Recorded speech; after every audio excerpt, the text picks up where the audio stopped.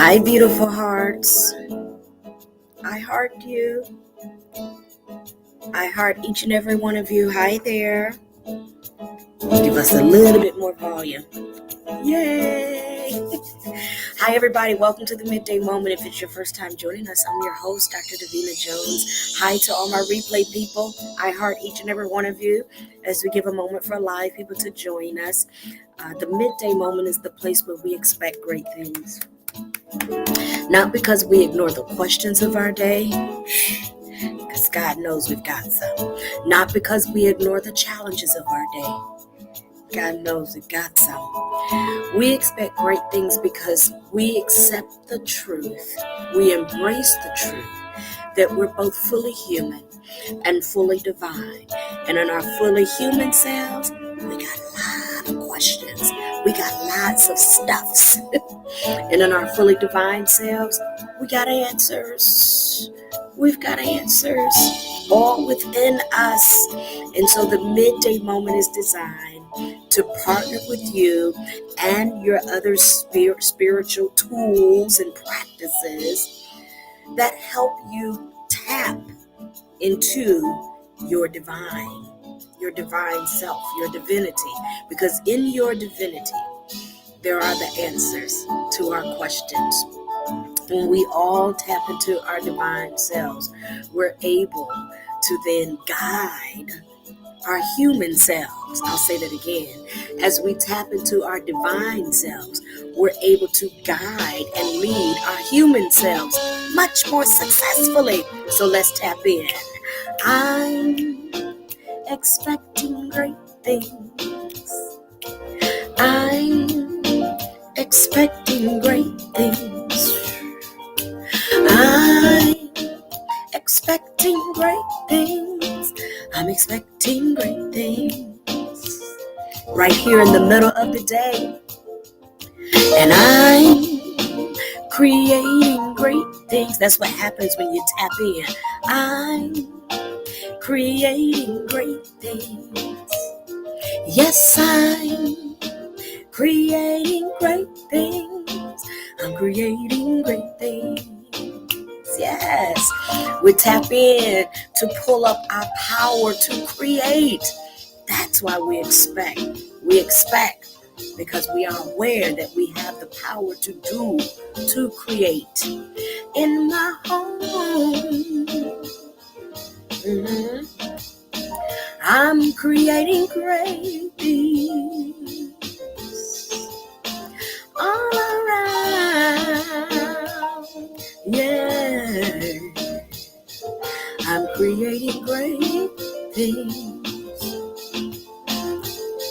Eyes may not see, but I choose to believe.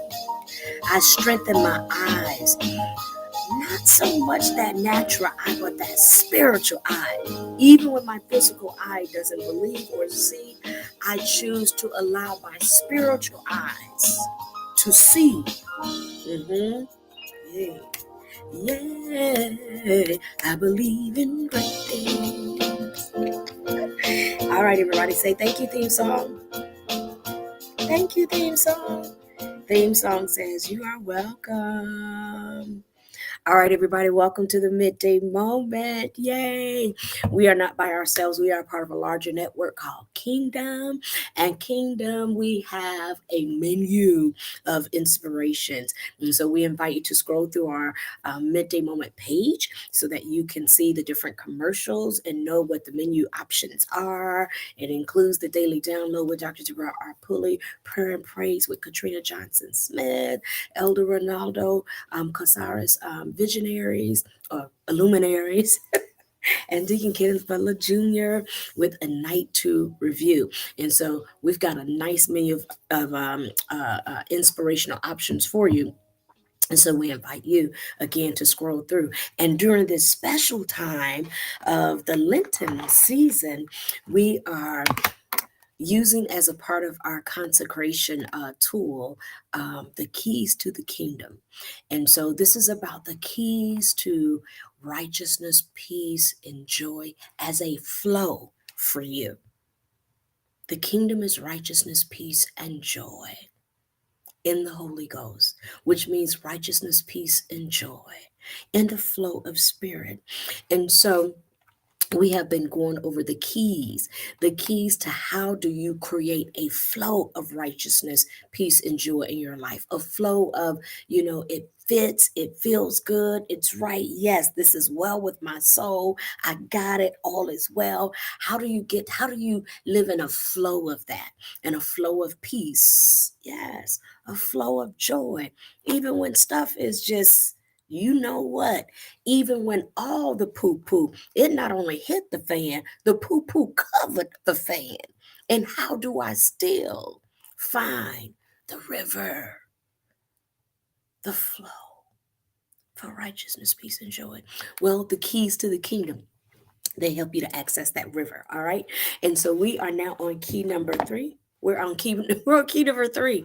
All right. So we're on key number 3. Key number 1 was binding and loosing.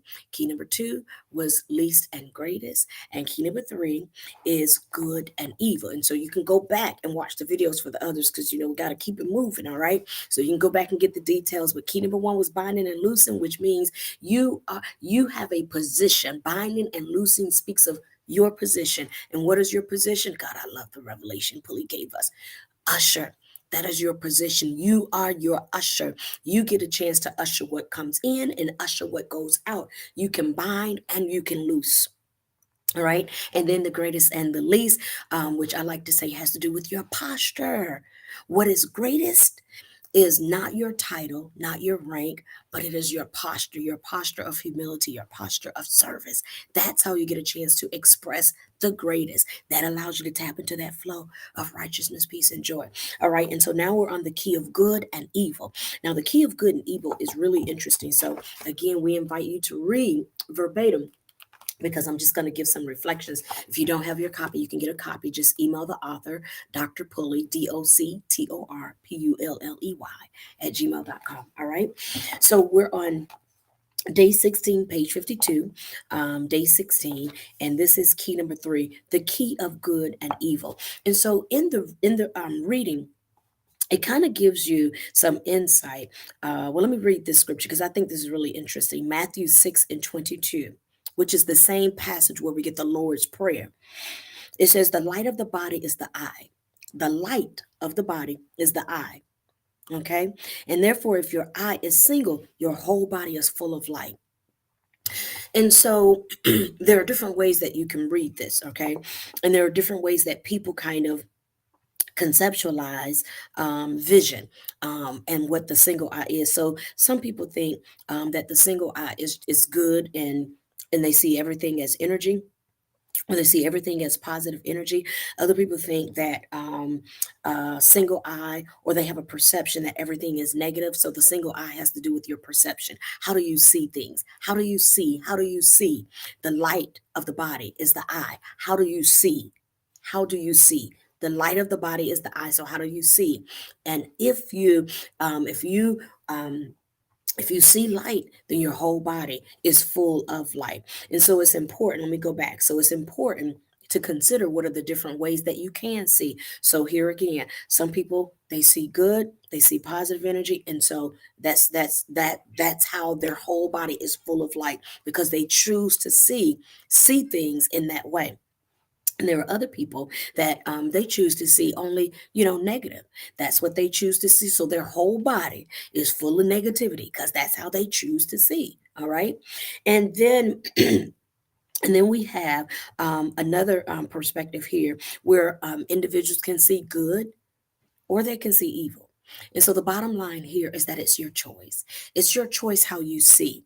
But understand that how you see will determine your whole body. How you see it.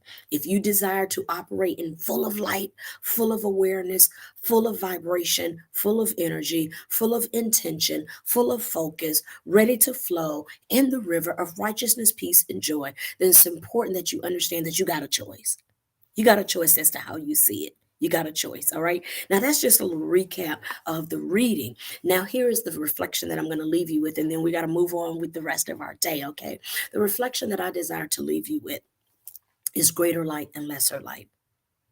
I desire to submit to you that you also have the option, that you have the option to take these reflections and affirm for yourself that it's all light. Charles Fillmore tells us it's greater light and lesser light. Greater light is love. It is when you choose to see through the eyes of love. Lesser light is when you see through the eyes of fear. And let me tell you, when you see through the eyes of fear, everything is suspicious. When you see through the eyes of fear, you don't have faith to trust the process. When you see through the eyes of fear, that's when you lie, cheat, and steal, because you're looking at it through the eyes of fear. I said yesterday in the message, the person that molested you, they were looking through the eyes of fear. The person that you molested, you were looking through the eyes of fear. You were operating through the eyes of fear.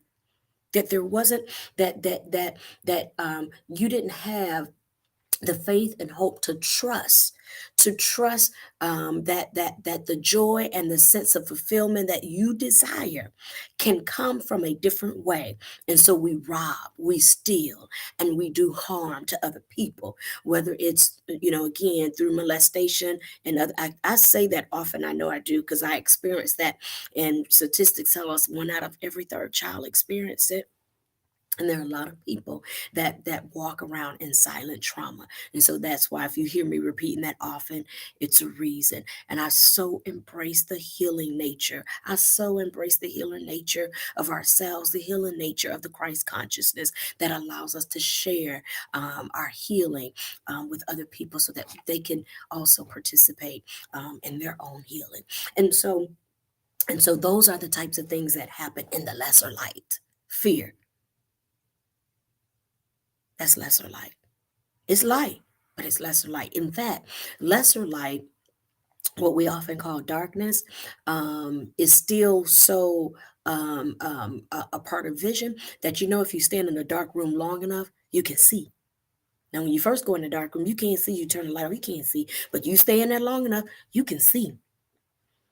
And you probably even get to thinking, oh, this is how it is. Because you can see. You have now conditioned your eyes to even see in fear.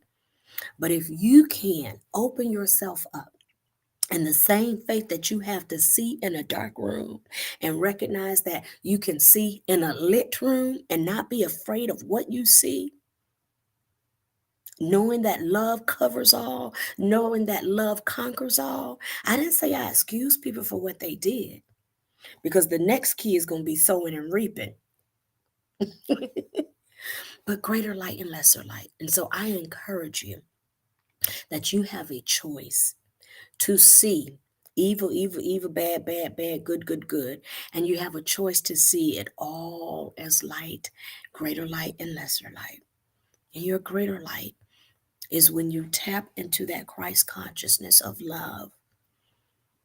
Even though something happened to me, I've been saying, I was saying earlier that even when you experience lesser light, and some people say, well, there's no way that can be seen in some kind of positive way.